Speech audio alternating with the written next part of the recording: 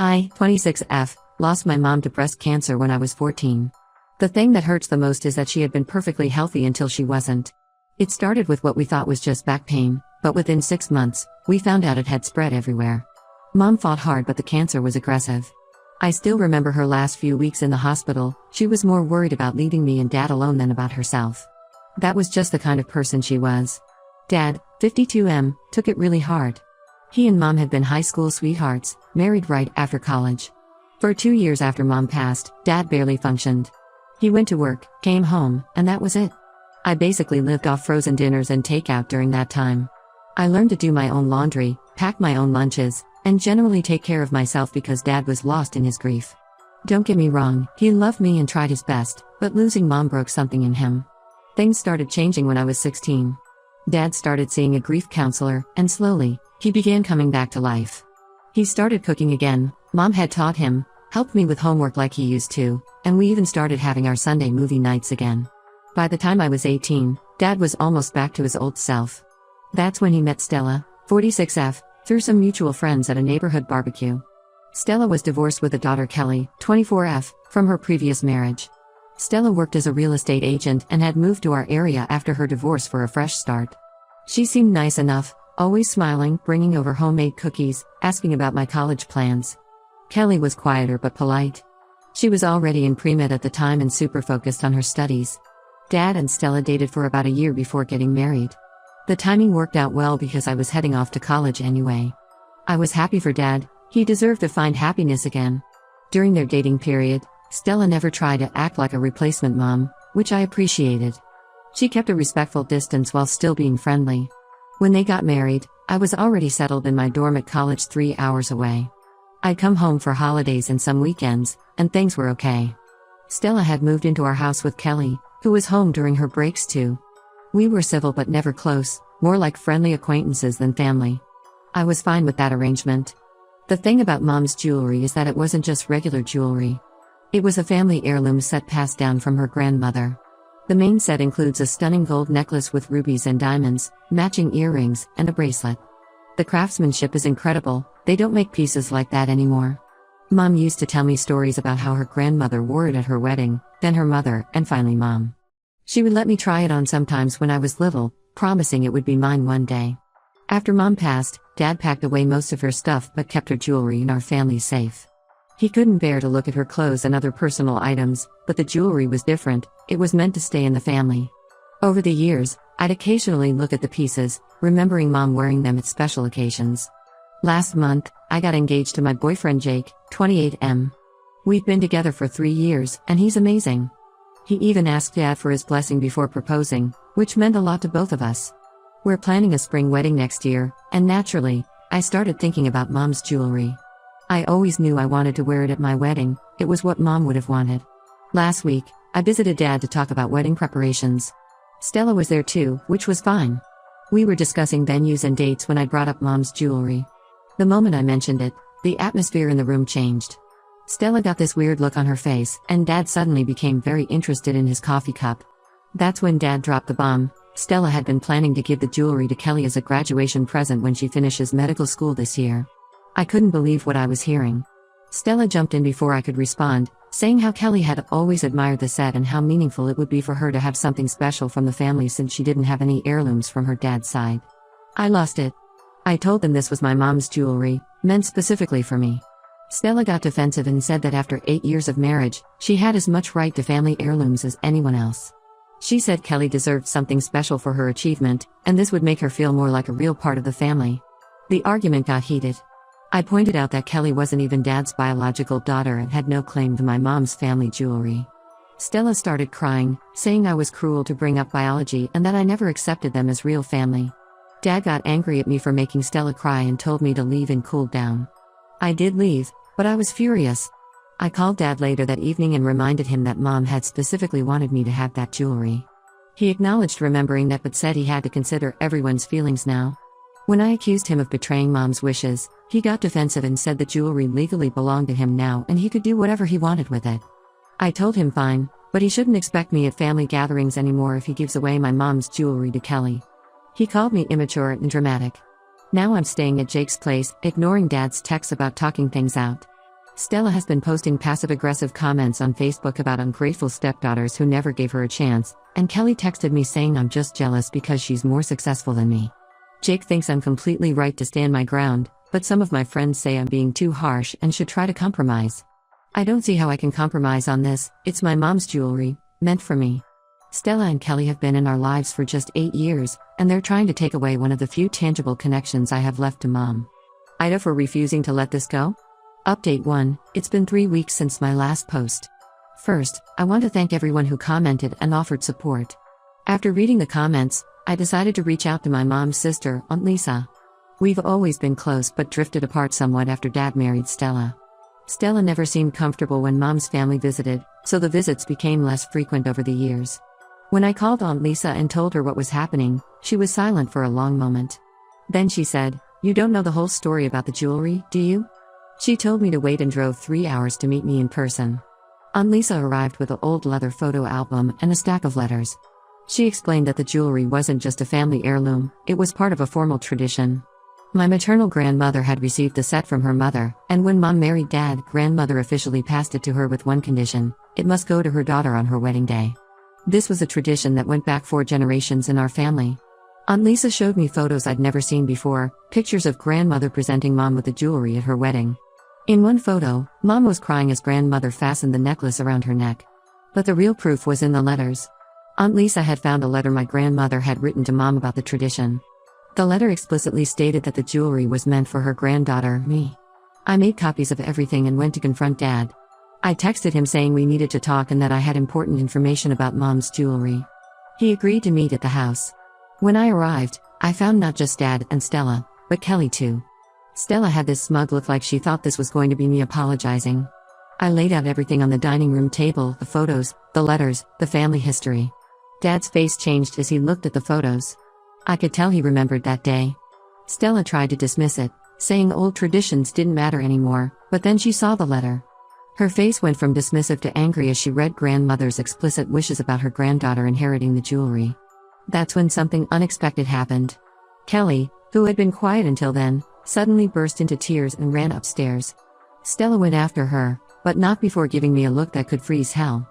Dad just sat there, staring at the wedding photos. After a long silence, Dad finally spoke. He admitted he remembered grandmother giving Mom the jewelry. He remembered the tradition and the promise. When I asked why he had agreed to give it to Kelly, he looked ashamed. He said Stella had been pushing the idea for months, saying Kelly needed something special to make her feel like a real part of the family. He said he just wanted everyone to be happy and thought maybe the tradition didn't matter as much anymore. I was processing this when Kelly came back downstairs, her eyes red from crying. Stella tried to stop her, but Kelly had something to say. She admitted she never actually wanted the jewelry. She told us how Stella had been telling her for months that she deserved it more than me because she was more accomplished, being in medical school while I only had a regular office job. Stella had convinced her that accepting the jewelry would prove she was truly part of Dad's family. Stella tried to interrupt, but Kelly kept going. She said she felt guilty every time Stella brought it up, but was afraid to disagree with her mom. Kelly said she knew how much the jewelry meant to me and she never wanted to take it. She apologized for her mean text about me being jealous of her success, saying Stella had convinced her I was just being difficult. This led to a massive fight between Stella and Dad. Stella started screaming about how she was sick of living in Mom's shadow. She said that everything in the house was about preserving Mom's memory and nothing was ever about her new family. She accused Dad of never really letting Mom go and said it wasn't fair that Kelly would always be second best to me. Dad finally snapped. He told Stella she was being manipulative and cruel. He said she couldn't erase Mom's memory or replace me with Kelly, and he was wrong to ever let her try. He said the jewelry was going to me, as it should have been all along. Stella lost it. She called us all ungrateful and said she was tired of competing with a dead woman for her husband's love. She grabbed Kelly's arm and tried to make her leave with her, but Kelly pulled away. Stella stormed out alone, slamming the door so hard a picture fell off the wall. Dad immediately went to the safe and got out the jewelry set. He handed it to me with tears in his eyes, apologizing for almost breaking his promise to Mom and grandmother. Kelly hugged me and apologized again, saying she hoped we could move past this. Stella has been staying at her sister's place since then. She's not responding to Dad's calls. Kelly is still at the house but planning to move into her own place soon.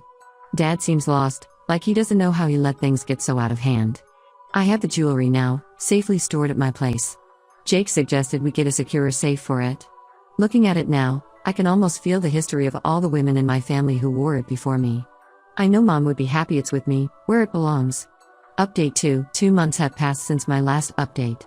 Just when I thought things couldn't get more complicated, they did. Last week, Kelly asked to meet me for coffee. She seemed nervous and kept checking her phone, making sure Stella wasn't tracking her location. Kelly revealed something that made my blood run cold.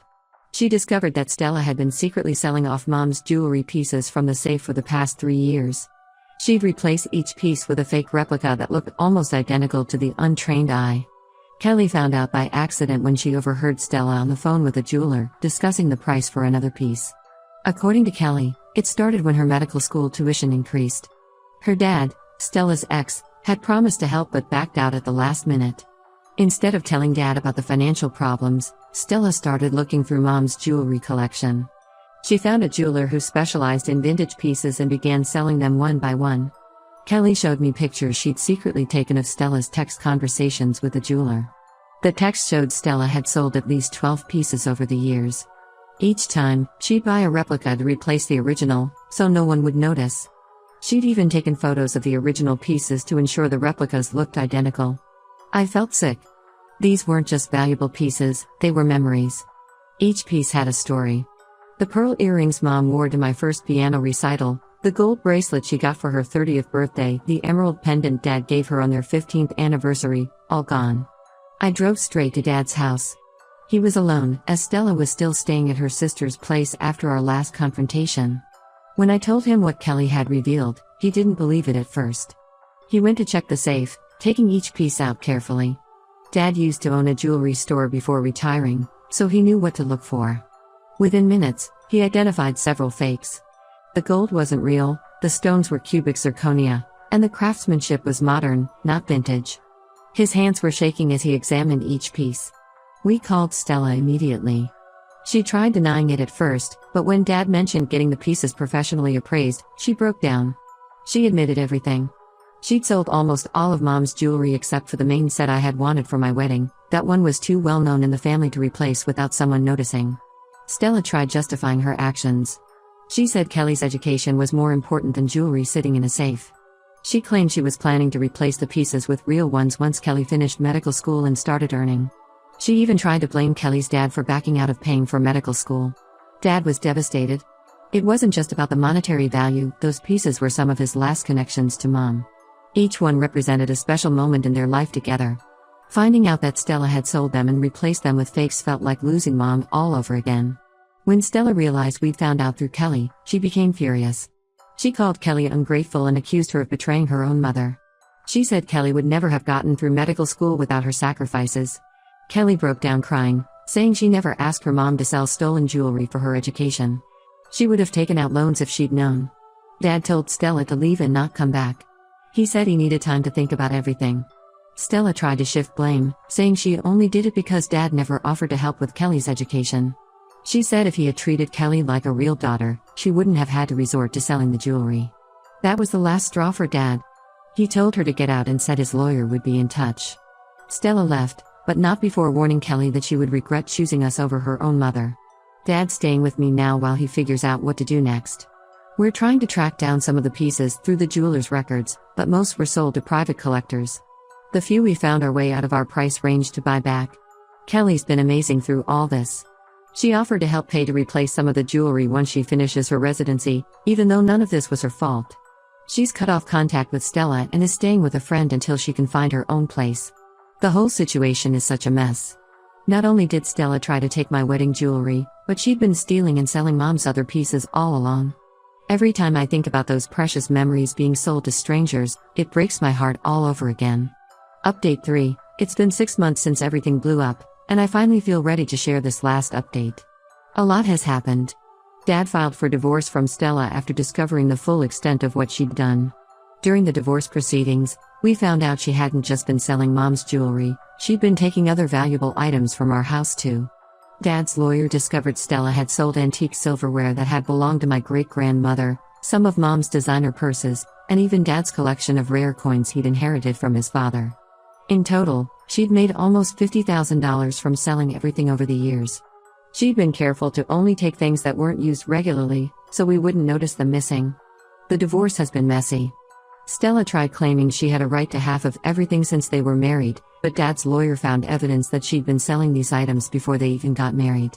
She'd actually started going through Mom's things while she and Dad were still dating, making note of valuable pieces she could sell later. We managed to track down 3 pieces of Mom's jewelry through the jeweler's records. One piece, a sapphire pendant Dad gave Mom on their 10th anniversary, was still with the original buyer. When they heard our story, they agreed to sell it back to us at the price they paid. Dad bought it immediately, even though it was expensive. He said seeing me wear it at my wedding would be worth every penny. Kelly has completely cut ties with Stella. She's living with her dad now and focusing on her medical residency. She sent me a long email explaining how sorry she was for not telling us sooner about Stella's stealing.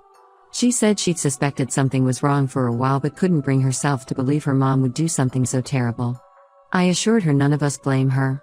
Stella tried to apologize to both me and Dad. She sent long text messages about how she only did it for Kelly's future, how she felt trapped by financial pressure, and how she always planned to replace everything eventually. Neither Dad nor I responded. Some things can't be fixed with apologies. The divorce should be final next month. Dad's lawyer is still working on getting Stella to pay restitution for the stolen items, but we don't expect to see much of that money. Stella's been claiming she's broke from legal fees and helping Kelly with school, even though Kelly says she hasn't received any money from her mom in months. As for my wedding plans, they're back on track. I'll be wearing Mom's jewelry set, the one piece Stella didn't manage to sell, along with the sapphire pendant Dad recovered. Aunt Lisa will be walking me down the aisle with Dad. She's been amazing through all of this, helping Dad cope and sharing more stories about Mom with me. Kelly sent her congratulations but won't be attending the wedding. She says it's still too painful, and she needs time to process everything that happened. I understand completely, this whole situation has been traumatic for her too. Dad is doing better now. He's seeing a counselor to deal with the betrayal and has joined a divorce support group. He says he's done with dating for a while and wants to focus on rebuilding our family, just him and me, like it was before Stella came along. Looking back, I'm grateful I stood my ground about Mom's jewelry. If I hadn't, we might never have discovered what Stella was doing. Some of Mom's pieces are gone forever, but at least we saved what we could. More importantly, we exposed Stella's true nature before she could take anything else from us. My wedding is in 3 weeks. When I walk down the aisle wearing Mom's jewelry, I know she'll be with me in spirit. That's something Stella could never take away, no matter how hard she tried.